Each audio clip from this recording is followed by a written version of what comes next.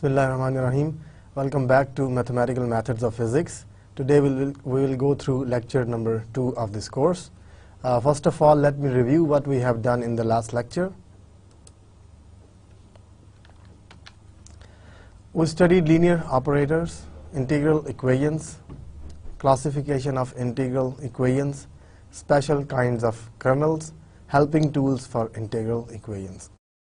So we went through all these topics very thoroughly. We have given you the examples of linear operators, integral equation, and in the classification we studied Volterra and Fredholm most of the time, and we will be doing the same thing, Volterra, Fredholm. Special kinds of kernels, we have seen 4 or 5 kinds of kernels which can appear in your integral equations. And then in helping tools of integral equation, we studied, I guess, 2 lemmas theorem. One was Leibniz, and the other was the reduction of multiple integrals to one integral. Today, we will be going through formation of Volterra integral equation, formation of Fredholm integral equation, and solution of integral equations. I have given you the definitions of Volterra integral equation and Fredholm integral equation last time. So today we will be going through the formation, that how we get these integral equations. So we will be doing the whole proof of the derivation of Volterra integral equations. Similarly, we will be forming the Fredholm integral equation as well, not just the definition, but how we get this equation. And at the end, we will be doing the solutions of the integral equations. So first, formation of Volterra integral equation. To form Volterra integral equation, we consider the general form of the second order linear ordinary differential equation. Now every one of you knows what is ordinary differential equation, what is second order ordinary differential equation, and how to solve it. You might not have solved second order equation with variable coefficients, right? But you have done it before. So let's consider this equation: y double prime of x plus ax y prime of x plus bx y of x is equal to f of x, where ax, bx, and fx are known functions of x, and y of x is unknown function. So it's a differential equation in y. The second derivative is appearing in the equation, that's why it is a second order differential equation. Subject to the initial conditions, y at a is alpha and y at b is equal to beta. Initial conditions, of course, a can be any point, it can be 0 as well. So you are specifying y and y prime at that point a to be alpha and beta respectively. So whenever we deal with differential equation, we get to integrate these equations to find the solutions. But we don't integrate directly, we have methods of integration. But now we are trying to form an integral equation. So what we do is we will just simply integrate this differential equation. So if we integrate the above differential equation, we obtain a to x, y double prime x, here you can see a to x, y double prime x plus axi, y double prime xi. Because we are differentiating, x is appearing in the limits of integration. So this variable is a dummy variable, so we replaced it with xi. For convenience, xi, and with respect to xi. Similarly, on the right hand side, fx was there, but I'm integrating from a to x, so we replace this dummy variable x to xi. All right, you can write something else. You can write z or t or whatever. All right. Now, of course, you are integrating, and we have 3 terms here, so we can integrate one by one. First one, second one, and third one. This is a second derivative, so if you integrate, you will get first derivative. And by using integral theorem of integral calculus, fundamental theorem, what we do is we take the antiderivative, replace the upper limit minus the lower limit. So this is what we have done: y prime of x minus y prime of a. Plus, here you have y prime, but you have a as well inside the integral. So what we can do is we can integrate by parts, because one of them is the derivative thing. So I can keep that as the second function, which will be integrated. So a as it is, integral of y prime, which is y. So a to x minus derivative of a and integral of y prime. So derivative of a, integral of y prime is y. So this is what we have done, is we used integration by parts from here to here, right? So this is our integration by parts formula for the second term. Now third term here, I cannot do anything because b and y are coming as it is. There is no derivative involved, so I'm not integrating it, right? We cannot integrate. So here we got these first three terms, four terms are outside of the integral and remaining are inside the integral. So let us collect all these terms.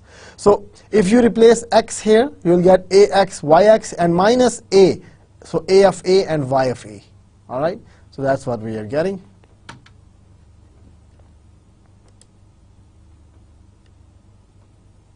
This is your next slide. You see what we have done is, what is y prime of a?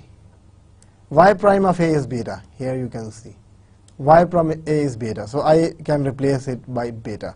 Here when you replace a, so you will get y of a, and y of a is alpha. Here you can see y of a is alpha. So after plugging in the values, I can replace y of a by alpha and y prime of a by beta. So if I do that, I get this one. You see, y prime of x minus beta plus ax yx minus aa ya, and ya can be replaced by alpha, and minus I combined integral terms. Here you see I combine integral terms.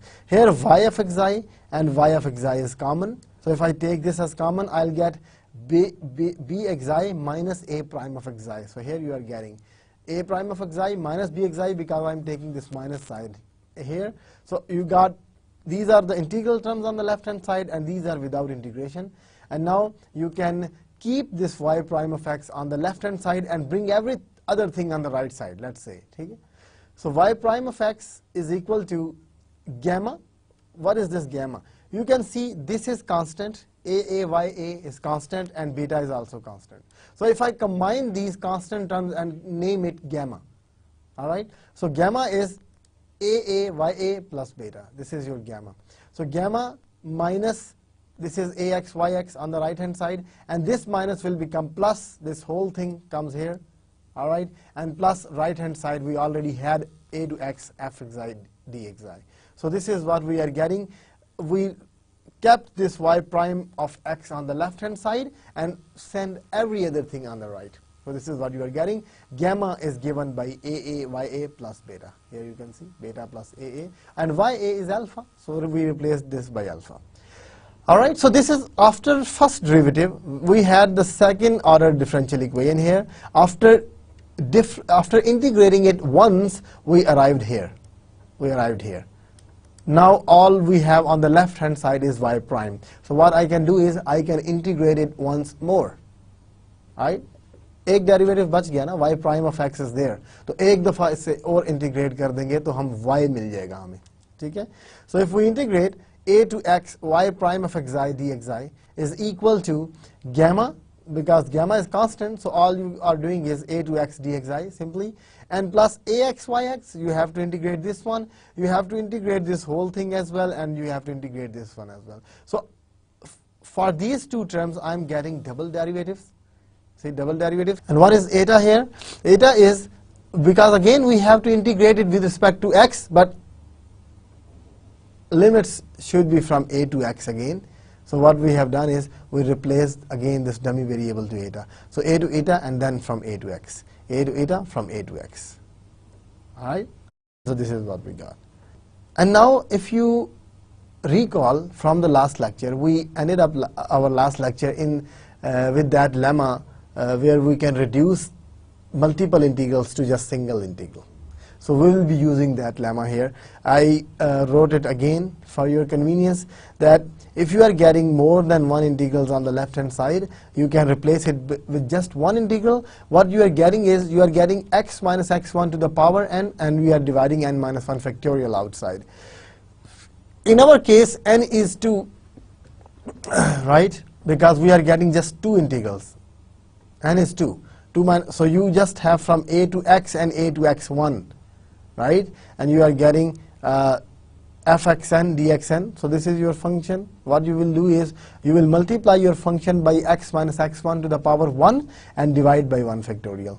So if you do that, you can replace, we have these two multiple integral terms, this one and this one. These were your two multiple integral terms, and we are writing it or converting both these terms to single integral term. So let's see, the first one will become, you see, because n is just 2, so x minus xi to the power 2 minus 1 is 1, and you are dividing by 1 factorial as well.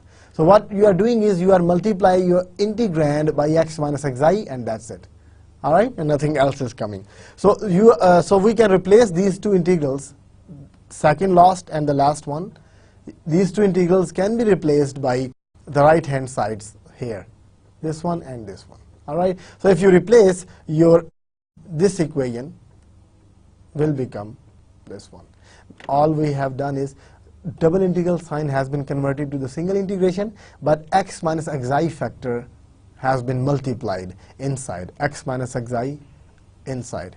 All right. So now left hand side again, we have the derivative y prime. So if you take the antiderivative, you get just y. So y at x, y at a. So yx minus ya is your left hand side. On the right hand side, you have gamma, and the derivative is x here, xi here, and xi at x and xi at a. So x minus a arrives here, and now you have three integral terms. We can combine them up. So we have combined these terms, axi, and here a prime of xi and bxi. We have done this, and fxi is still separate. So you got axi minus x minus xi, a prime xi minus beta xi, yxi, dxi. All right, because yxi is again common. You see, yxi, yxi. These are common, so we have taken this as common, and we are added up the other terms, the multiples of yxi. All right, so we got this one. So if we solve for yx only, because we need yx only, so you can send this ya on the right hand side. Ya is again alpha. All right, so you may see alpha on the right hand side. This is y at a, because y at a was alpha. It was our initial condition. All right, and remaining everything is the same. Finally, what we got here is, have we developed the Volterra equation or not yet? Finally, we developed the Volterra integral equation of the second kind. If you see, on the left hand side you have yx, on the right hand side you have from a to x some function times yxi, and again plus some function of x. All right. If this fx is 0, it's of first kind, but if this fx is appearing there, it's of second kind. Here you see, because if you integrate this whole term, what you will get? You will get a function of x. That's it. Because f is a known function, x minus xi is known function. You can integrate them. If you integrate them, you will get from a to x, x minus xi, fxi, dxi. So what you are getting is, you are getting a function of x. So capital F of x, this is what you are getting. And here, you see, whatever you got here is a function of x and xi, this one. This is a function of x and xi. It's being multiplied by yxi. So you got this yxi, dxi, and whatever is a function of x and xi, I can name it k, which is our kernel. And on the left hand side, you have just y of x. All right, so this is what you got. And here you may be wondering where this has gone. Alpha plus gamma x minus a, it's again a function of x. You can merge this with this one. Because this is a function of x, this is a function of x, you can write them together to write capital F of x. All right, so where this k of x xi is this inside thing, axi minus x minus xi, a prime of xi minus bxi, and non-homogeneous part, this fx part is defined by alpha plus gamma x minus a and plus this integral thing. All right, so here you got a Volterra type equation of second kind. All right, so that's how you find out your formation. You can form a Volterra integral equation from an initial value problem. Remember, we considered initial value problem, differential equation subject to the initial conditions. So these are called initial value problem. So when we solved the initial value problem, we arrived at Volterra integral equation. All right. So stepwise, you have to integrate once, write it in this form. that keep y prime of x on the left and every other thing on the right, and again integrate, keep yx on the left and write every other thing on the right side. Integral with y of xi will take kernel form, and integrals without y of xi and anything else constants, they will merge with f of x. All right. So let's see an example. Let's see an example how we can solve, or how we can reduce an initial value problem, second order equation, to a Volterra integral equation. All right. Let's see the example now. Y double prime plus y is equal to cosine x with initial conditions y at 0 is equal to 0 and y prime at 0 is equal to 0. All right. So let's consider this equation, and we have to convert this to Volterra type integral equation. So if you recall the steps, what we have done is just integrate it once. All right. So if we integrate,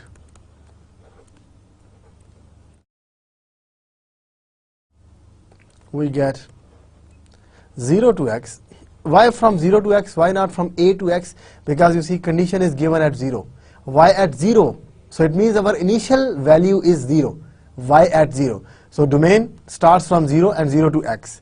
0 to x, y double prime. Y double prime d xi plus 0 to x, y d xi is equal to 0 to x cosine xi d xi. Right? So we have integrated every term here. So here again, using the same steps, it will become y prime at x minus y prime at a, 0. Because the integral of y double prime is y prime, so you have to use the limits at x and a. Plus, we cannot do anything with this one because here we just have y. So this will remain here. Here I can simplify. Integral of cosine is sine xi, right, from 0 to x. So this will become sine at x minus sine at 0. So sine 0 is 0. Sine 0 is 0, so it's gone. So you are left with just sine x on the right hand side.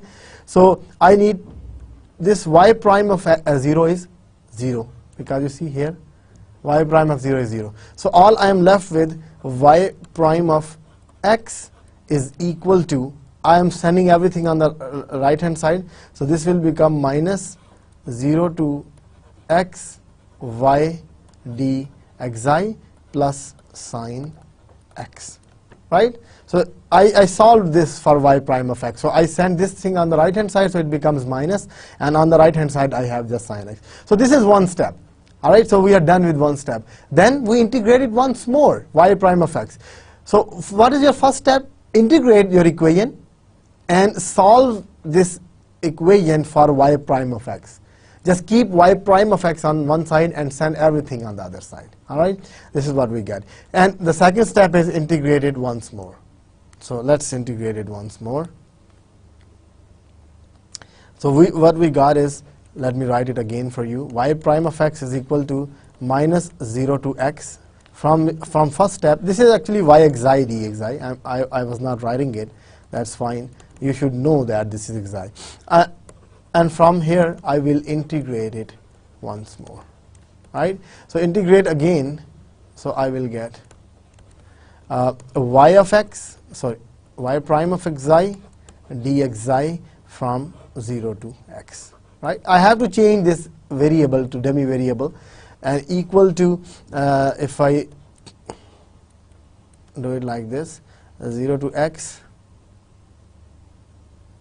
and then you have 0 to eta,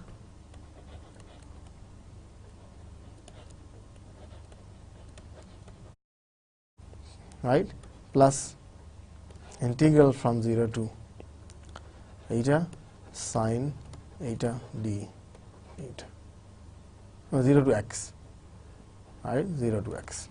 So I integrated it once more. So here I got double integral. So what we done is, I replaced this x again with a dummy variable eta. So I replaced x by eta and integrate it by eta, and from eta will go from 0 to x again. Alright, so here it is y of x minus y at 0, because integral is y prime, antiderivative is y, and we have to take the values at x and 0 equal to, and we need to use that lemma. If I use that lemma, I'll get this from 0 to x, right? And because there is only one integral, so I will get x minus xi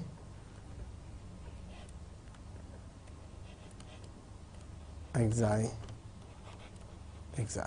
All right, so all I'm getting is just 1 power x minus xi plus, and if I integrate this one, integral of sine is minus cosine, so it's minus cosine eta from 0 to x, right? So I will so this is 0 again, y at 0 is 0. If you recall, our initial condition was y at 0 is 0, so this is as it is, plus here I'm getting at cos minus cosine x and plus cosine 0. So cosine 0 is 1, so 1 minus cos x you are getting. So we had yx is equal to, if you want to compensate this this minus inside, you can write it like this, and you can write xi minus x instead of x minus xi, and you got y xi dxi plus 1 minus cosine x. So you see, we got the Volterra integral equation, where this xi minus x is your k x xi, and this whole thing 1 minus cosine x is your capital Fx.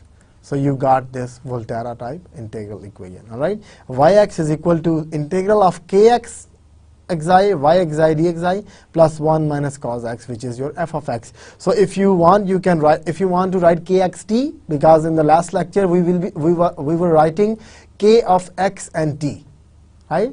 So it's your choice. If you want to write kxt, that's fine. All right, here we are getting kx xi, that's fine as well, because xi is a dummy variable. You don't have to worry about that. All right, so that's how you can find Volterra type integral equation. So let me go it over again. We had y double prime plus y is equal to cosine x. Both initial conditions are 0. By integrating it once, I got this one. By integrating y double prime, I got this. Y prime of 0 is 0, so this will remain like that. I can integrate cos to sine and replace it by that. So after first step, we got this one, right? And because we still have y prime, Volterra integral equation does not have y prime on the left hand side, right? So we have to get rid of this y prime.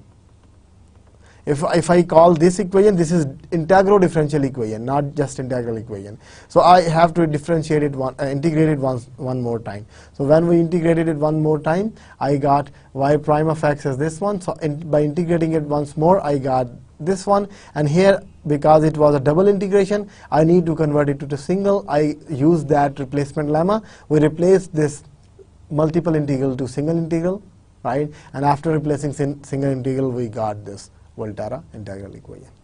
All right, I hope everything is clear so far, how to form a Volterra integral equation from an initial value problem. So you have to keep that in mind. From initial value, we get the Volterra integral equation. All right. So next is formation of Fredholm integral equation. Very similar process. There is nothing different. Very similar process. Fredholm integral equations can be formed from, again, differential equations. All right. But this time you have to consider a boundary value problem, not the initial value problem. Initial value problem always gives you Volterra type integral equation.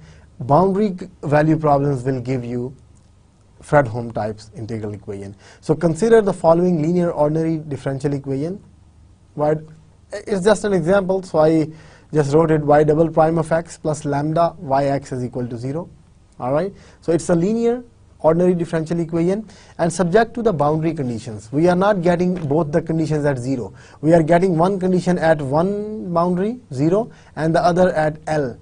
Right? So you see here, we have y0, 0 and yl at 0. All right. So integrating the given, again the process is the same. We have to integrate. All right. If we integrate, I can integrate step by step. So y double prime will become y prime plus lambda y will remain as it is because we cannot do anything with that.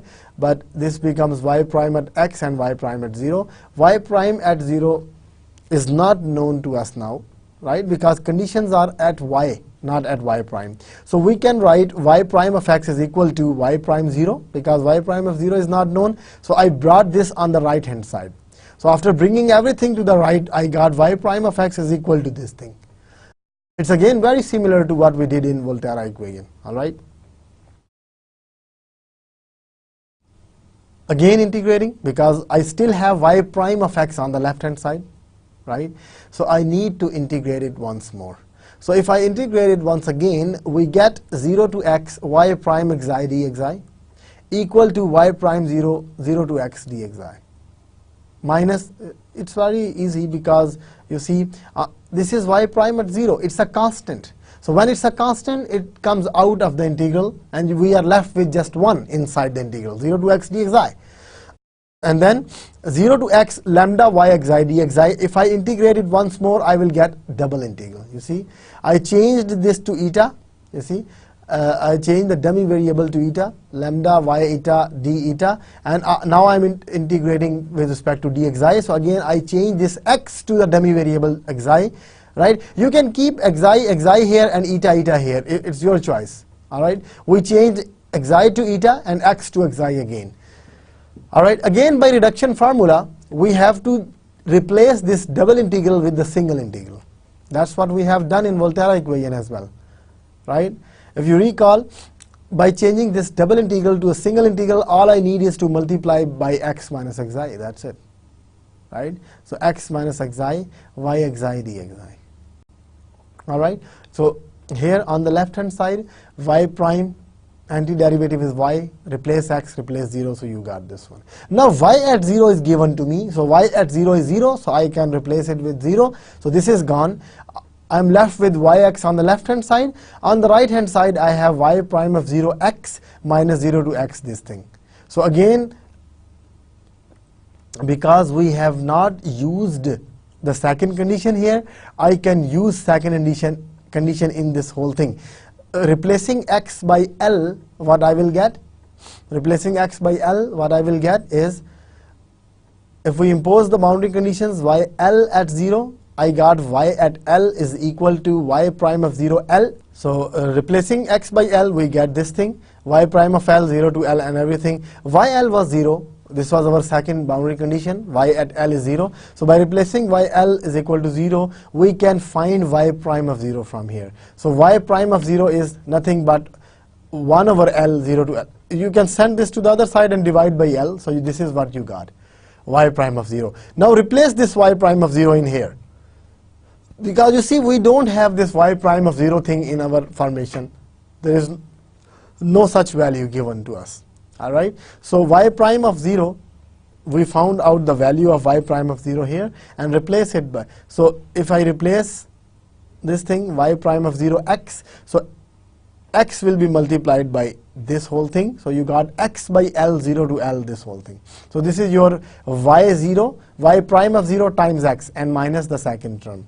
And now you can basically merge these two integrals. This is what we have to do now, merge these two integrals. If I merge them, how we can do that? Lambda is common. Lambda is common. We took this common outside. So you got here. Now x by L 0 to L, this is same, right? And on the right hand side, 0 to x, x minus xi, we need to change this factor.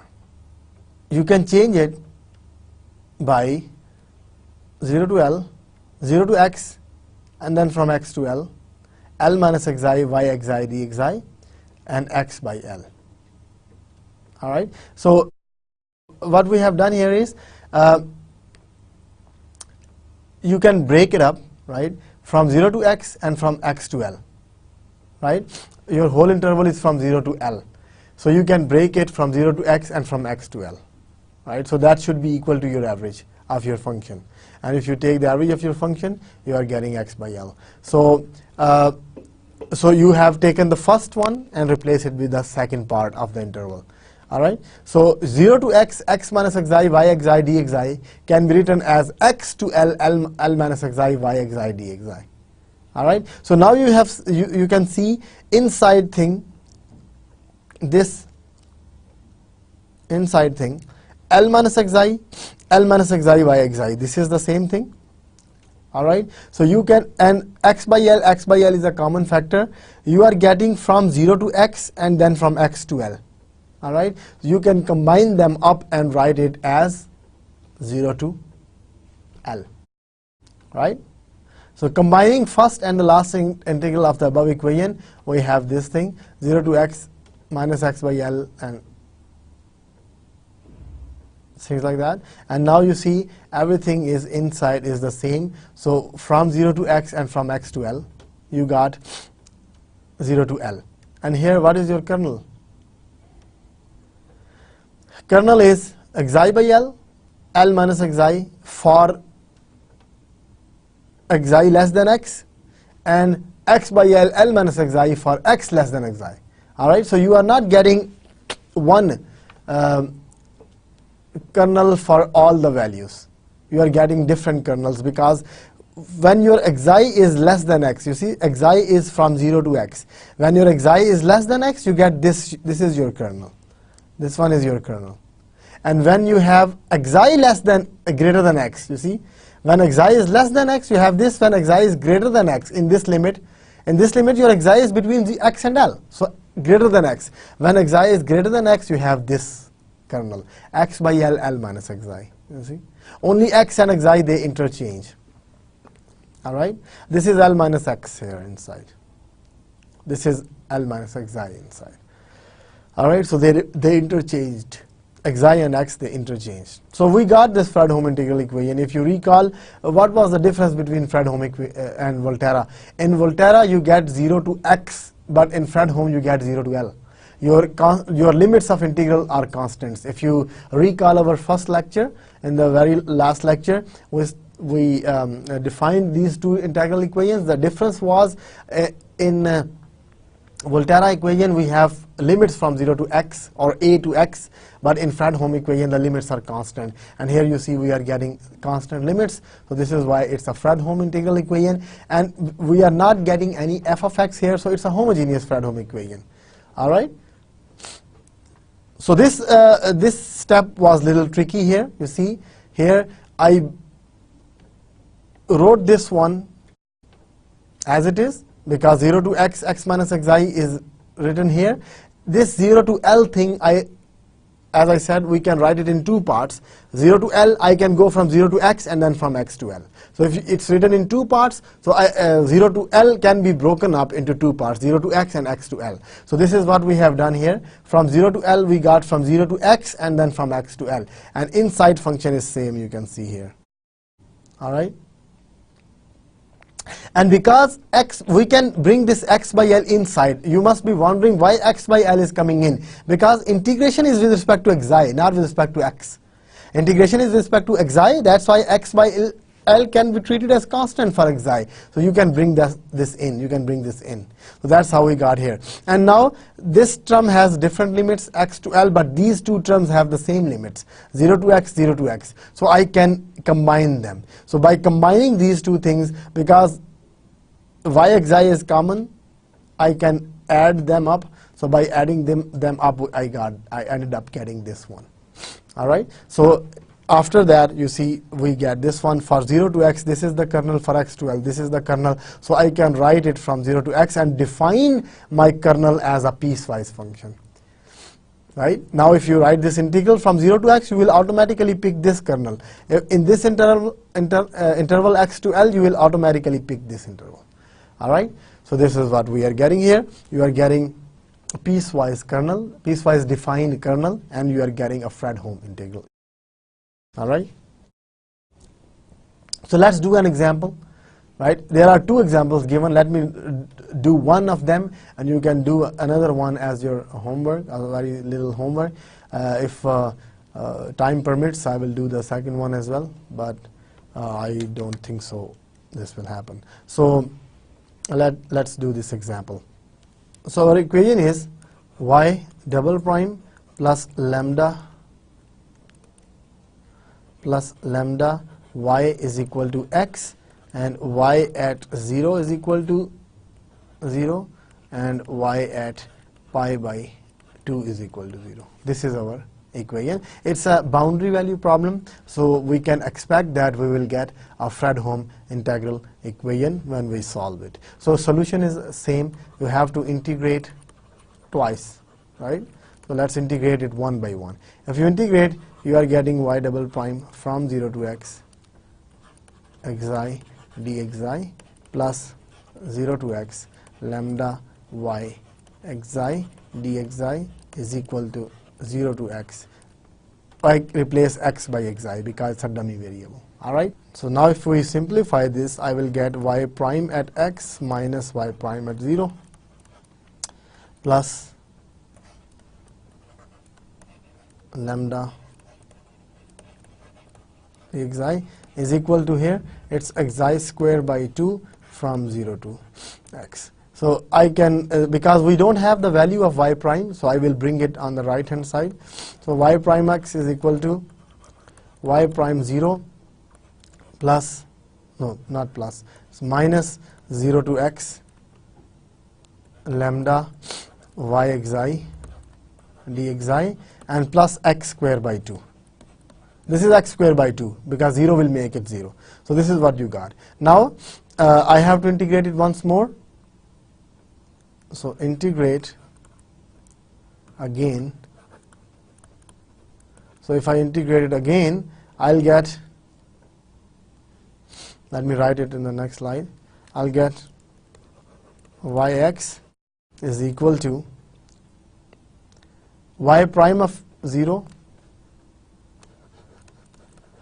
integral 0 to x 1 dxi, because it was constant, so I brought it outside, minus 0 to x, so I can write it 0 to x, and inside we had lambda, and then I can integrate with respect to 0 to xi. I had lambda y xi, so I replaced with this eta, and then with respect to xi, right? And then x square by 2. So plus 0 to x, x square by 2 can be written as xi square by 2 dxi, because again I have to replace the dummy variable because x is in the limits. All right, so we are trying to avoid the confusion of x coming into both integrand and in the limits. So this is y prime of 0 x minus, this is again can be replaced by, if you replace this with single integral, so it will be multiplied by x minus xi, right, and y xi dxi again, right. So it's a reduction lemma which we have been using it for quite a time now. Plus this will be xi cube by 6, and x replaced by x will become xi cube by 3. So and minus 0 will give you nothing, right. So this is what you got. Now after this one, let's call this equation 1. After this one, we need to use this y prime of 0, because here I have used the one initial condition. If you see, if we integrate this left side becomes y at x minus y at 0. So I use this y 0 equal to 0 because our first condition, you see, 0. But I haven't used this condition. So on the left hand side, I got yx only. So to find the value of y prime of 0, I need to use the other condition. So use the other boundary condition, y at pi by 2 is equal to 0. If you do this one, so you got 0 is equal to y pi by 2. So you got y prime of 0 times pi by 2 minus 0 to pi by 2 lambda pi by 2 minus xi y xi dxi plus pi cube by 2, so 8. Pi by 2 cube is pi cube by 8, so 8 3s are 24. So this is what you got. So now I need y prime from here. So what is y prime? Y prime is, you can bring everything to the left. So you got 0 to pi by 2, lambda pi by 2 minus xi, y xi, dxi, and minus pi cube by 24. And here you have pi by 2 as well. So if you divide by pi by 2, you get 2 by pi here, and if you divide, you get 2 by pi here. So 2 12s, and pi will be cancelled with this one. So you get pi square by 12. So this is your y prime of 0. Now if you replace this y prime in here, if you replace in here, you will get y of x is equal to 2x by pi, because you are multiplying by x here. You see, x is there. So I wrote 2x by pi, 0 to pi by 2, lambda pi by 2 minus xi, y xi, dxi, minus pi square by 12. So pi square by 12 x. You are multiplying by x as well, right? This is what you got, and then this is what you got for this one, and you have plus 0 to x, lambda y minus xi, y xi, sorry, x minus xi, dxi, and plus x cubed by 3. So this is what you got. So I have to arrange these terms now. You see, so I can, first of all, I can write these separately, because these are the functions of x, this one and this one. I can write them separately and then combine these two integrals. So let's try to do that. Y of x is equal to, you have 2x by pi. Let me write this again. 0 to x, lambda pi by 2 minus xi,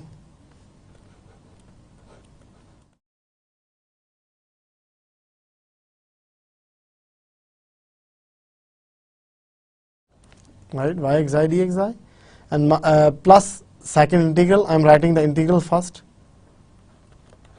plus 0 to x, lambda x minus xi, y xi, dxi. I think we are getting this one, lambda x minus xi, y xi, and pi square x by 12 and x cubed by 3. I can write this separately. Pi square x by 12 plus x cubed by 3. So these are separate. I think pi square x is negative. So here it is negative. And this was pi by 2. This was pi by 2, not x, and this is negative.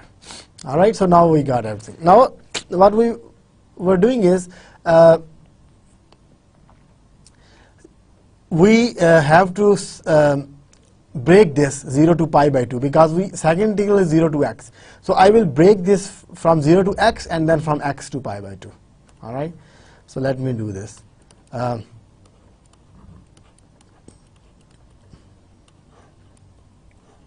0 to x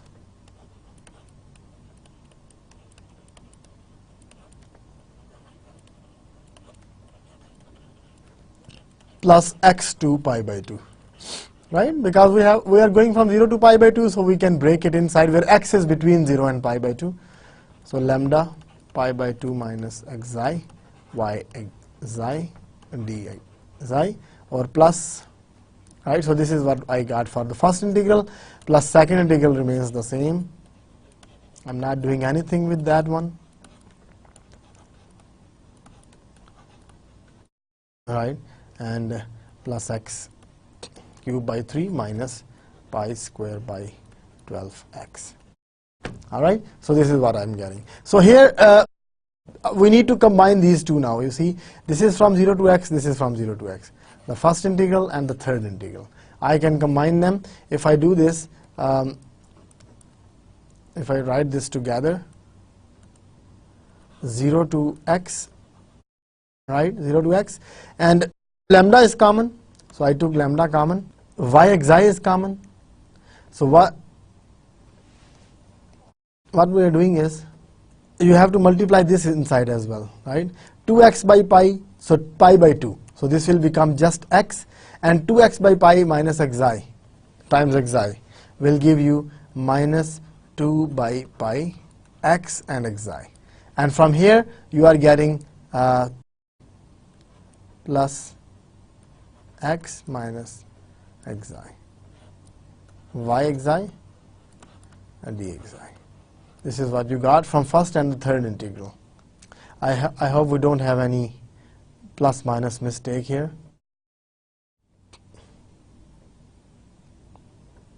Yeah, we have.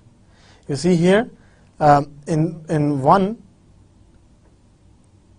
what we did is we replaced this thing in 1. 1 implies this one, right? You see, y prime of 0, we replaced it in here, right? So we got this one minus 12 by pi. Here this was negative. You see, this plus is minus. You see, this plus is minus, this one. This minus is coming here. So this is minus, because in 1 it's minus, so this is minus, right? This is this one is minus. All right, so this is minus and this is plus. All right, because x needs to be cancelled here. If x is not cancelling, we have messed up something.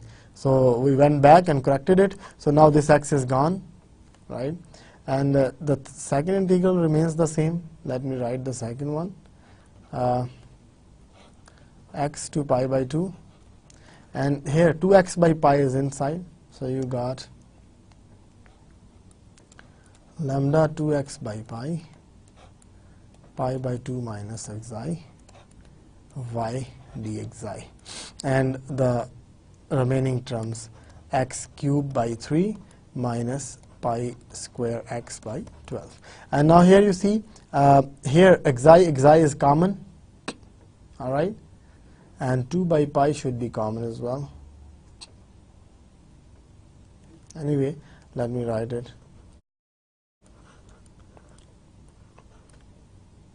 Lambda, you can bring it outside. Lambda is common. Here it's xi. You should have this 2x by pi is here, so you should have 2 xi by pi here. It should be the same thing, right? And inside you should left with pi by 2 minus xi. So if you take 2 by pi xi common, you will get just x. So from here, xi is gone, so you are getting pi by 2 minus xi. So exactly the same thing, all right? Sorry, not xi, it's x. This is x. Why? Because xi is gone, 2 by pi xi is gone, so you are left with minus x. And here xi is gone, so you will be getting pi by 2, because 2 by pi is outside, so you are getting pi by 2. So this will be exactly opposite. You see, x is outside, xi is inside. Here x is inside, xi should be outside. So you can get the idea that what kind of function you will be getting from here. So if you are making any mistake, you can check it. dxi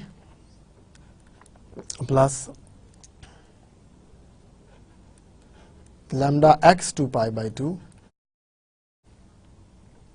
2x by pi, pi by 2 minus xi, y xi dxi, and plus x cubed by 3 minus pi square x by 12. So now you see we got everything. This is exact same thing inside, from 0 to x and from x to pi by 2. So I can write just one integral for that. So what I got is y of x is equal to lambda is outside, we got 0 to pi by 2, right? And I can write this as kernel kx xi y xi dxi, plus we are not getting just 0 here, we are getting some function of x as well. So this is a non-homogeneous Fredholm equation, right? So this is what we have, where kx xi is, if you want to write the first one, this one, 2 xi by pi. This is for xi less than x. You see, xi is less than x. Xi goes from 0 to x. So it's less than x. So you are getting 2 xi by pi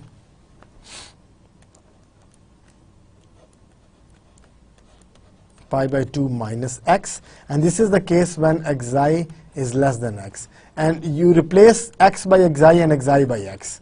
So xi is outside, x is outside, xi is inside. So this is the case when xi is greater than x. So this is your kernel. You see, if you compare with what we have done in the general example, we get xi by L and L minus x. So this is exactly what is happening. 2 by pi is 1 over L. So xi by L and L minus x. This is x by L and L minus xi. You're getting exactly the same thing, but here we are getting one more thing. And f of x is, what is f of x? F of x is x cube by 12 minus pi square x by 12. So this is the function we were getting. See this, the last thing, this one. So this is your f of x, all right? This is your f of x. This will give you your kernel. This is the case when xi is less than x. This is the case when xi is greater than x, all right? So that's Fredholm. You see, this is Fredholm equation, right? This is Fredholm integral equation. Non-homogeneous because we have fx here, and where kx and fx are given by these two functions. All right, so this is not difficult, of course, just little bit of work. थोड़ा सा काम है, थोड़ा सा tedious, इतना भी tedious नहीं है. y डबल प्राइम से स्टार्ट किया, एक डेरिवेटिव एक दफा इंटीग्रेट किया और y प्राइम के लिए सॉल्व कर लिया, दोबारा इंटीग्रेट किया, y x के लिए सॉल्व कर लिया.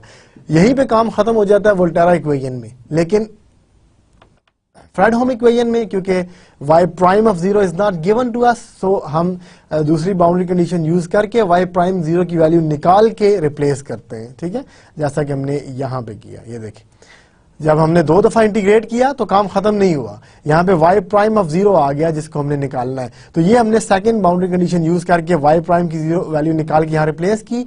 रिप्लेस करने के बाद आपके पास इंटीग्रेशंस 2 आ जाती हैं. उन 2 इंटीग्रेशन को टैकल करने के लिए हमें एक इंटीग्रल को ब्रेकअप करना पड़ता है 0 टू x के साथ और एक पाई बाय 2 से x के साथ. तो उन 0 और x वालों को कंबाइन करते हैं. फिर ये देखें, पहला और तीसरा इंटीग्रल हमने कंबाइन किया, कंबाइन करके एक लिखा. एक लिखने के बाद वही शेप आ गई जो दूसरे इंटीग्रल में गिवन है, ये. ठीक है, तो इसके बाद हम फाइनल आंसर लिखते हैं फ्रेडहोम टाइप इक्वेशन का, where kx is given by a piecewise function, fx is a function of x. All right, so nothing is difficult, it's very easy. So I have done this first example for you guys. Y double prime plus lambda y is equal to x, y0 is y pi by 2 is equal to 0. On very same note, you can do y double prime minus lambda y is equal to ex, where these two are boundary conditions. Try this. All right, of course it will not be a difficult thing. They are very similar to each other. All right, so try the other example as just little homework. Right, so the last topic for today's lecture is the solution of an integral. We haven't found the solution yet. Right, what we have done is we formed integral equations. From initial value problem we get Volterra, from boundary value problem we get Fredholm, and now if a general integral equation is given, how we can solve them. All right, so of course a solution of an integral equation is a function yx which when substituted into equation reduces it to identity. Solution is defined like that everywhere, whether it's an algebraic equation, it's a differential equation, it's an integral equation. Solution is the one that satisfies your equation, that's it. So if integral equation is given, any function y of x that satisfies the integral equation will be called the solution. All right, so example, show that the function cos 2x is a solution of the integral equation. Do you think this will be difficult? Right, how we can prove that this is a solution? We are given a solution, an integral equation. This is our integral equation, yx is equal to cos x plus 3, something like that, and where kx xi is also given. So we need to just prove that this is a solution. We are not finding the solution here. All right, so we are looking at this, we are just proving that, verifying that this is a solution. All right, so let's do that. So you are getting yx is equal to cosine x plus 3 k x xi y xi dxi. All right, so this is our integral equation. I think the kernel was given as sine x cosine xi and sine xi cosine x.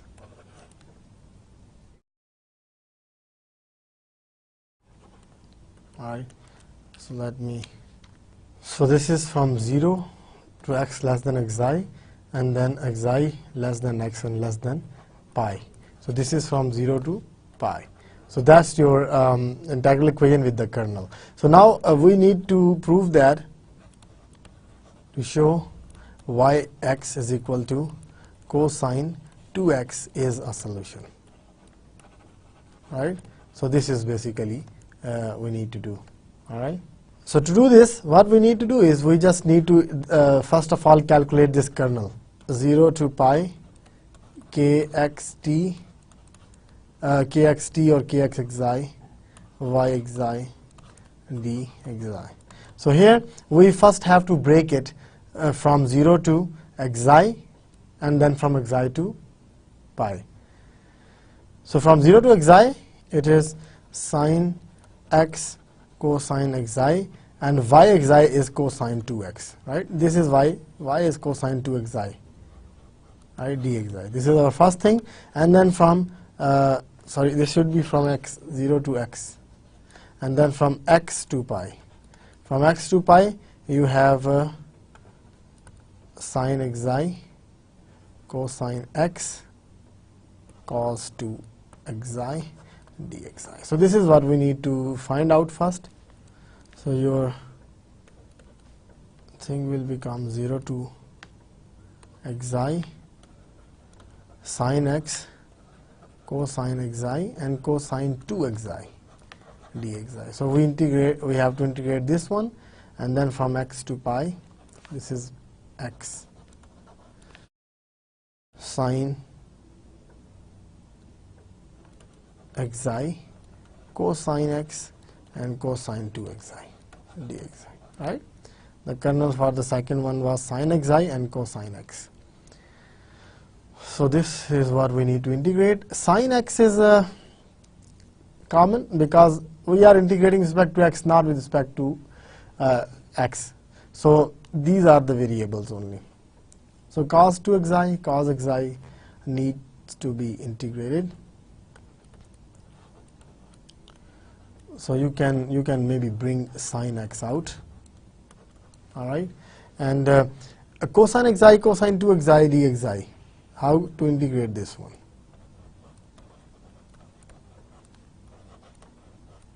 Similarly here cos x is outside. We are getting sine xi and cosine 2xi dxi, right? You can either replace this 2xi, cosine 2xi, or you can use that sum formula. Cos alpha cos beta, 2 times cos alpha cos beta, so you divide by 2 outside. 2 cos alpha cos beta is cos plus cos, cosine alpha plus beta plus cosine alpha minus beta, which is cosine xi. So this is what you got, right? And similarly, again divide by 2. So 2 sine and 2 cosine into sine is sine minus sine. 2 cos into sine is sine minus sine. So sine 3xi minus sine xi dxi. All right. So this is what you got. So sine x by 2, and now you can easily integrate. Cosine has integral sine 3xi by 3 plus sine xi from 0 to x, and plus cos x by 2. So you are getting integral of sine is minus cosine minus cosine by 3, and this will become plus cosine xi from x to pi. Right, so this is what you got. So if you replace x, you got sine x sine 3x by 6 plus sine square x by 2, and 0 will make it 0 because sine 0 is 0, sine 0 is 0, plus you got minus plus cosine x by 2 pi. Cosine 3 pi is negative 1. right? So negative negative plus 1, and cosine pi is negative 1. And then with x it will become plus cosine 3x by 3 and minus cosine x. This is what you got. So you got sine x, sine 3x plus cos x, cos 3x by 6. I combined them up, and plus 1 by 2, it is sine square x minus cosine square x by 2. So you got sine alpha sine beta, and cosine alpha cosine beta is cosine alpha plus beta, 4x by 6, and then this is you can write cosine hyperbolic x by 2. Alright, so this is your kernel term, this one. So we got this one, and now replace this whole answer in here, and yx is equal to cos 2x. I hope you get the final answer, which should be like this one. So just replace now. We got yx is equal to 2x, cosine 2x. All right, we got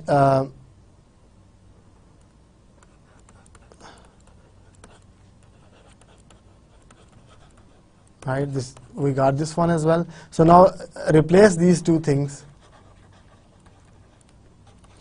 in the given equation and see it satisfies, right? So this should be satisfied. Cos 2x is equal to cos x plus 3 integral of 0 to pi, so whatever we have got here. So if you replace the value here, this should match with cos 2x. All right. So try to verify. This is not. This should not be difficult. You just have to play with the trigonometry, right? So it's just a little exercise to prove this one, right? So let's see. Let's verify this one, right? So just verify it. It will be very easy, because I have. You may check this one. Maybe I have done mistakes or not, but I guess every step is fine. But maybe some formulas, maybe from product to sum or sum to product. I think there should not be this hyperbolic thing. So maybe this minus sign. You may need to check this minus sign. So if this is plus, then this will become 1 by 2. So this will be gone right there. So just verify this is true, and if this is true, then of course we have proven that this is your solution. Cosine 2x is the solution of the integral equation. You will get this solution in your lecture notes, which are separate from the slides. All right. So for this lecture notes, I have done this thing thoroughly. You can compare with your notes as well. So just for now, just do a little exercise and prove that these two sides are equal. All right. So what we have done is we have shown that cosine 2x is the solution of this integral equation with this kernel given. All right. So today's summary is we have formed Volterra integral equation and Fredholm integral equation. Volterra comes from initial value problem, Fredholm comes from boundary value problem, and then we have seen how to check a given function is a solution of the integral equation. All right. So this is it for today's lecture, lecture number 2. We will continue with the integral equation in our next lecture, and I'll see you next time with the with more stuff on integral equations. So for that time, thank you so much for being with me for this lecture, and we'll see you next time with the integral equation. All right then, Allah Hafiz, Assalamu Alaikum.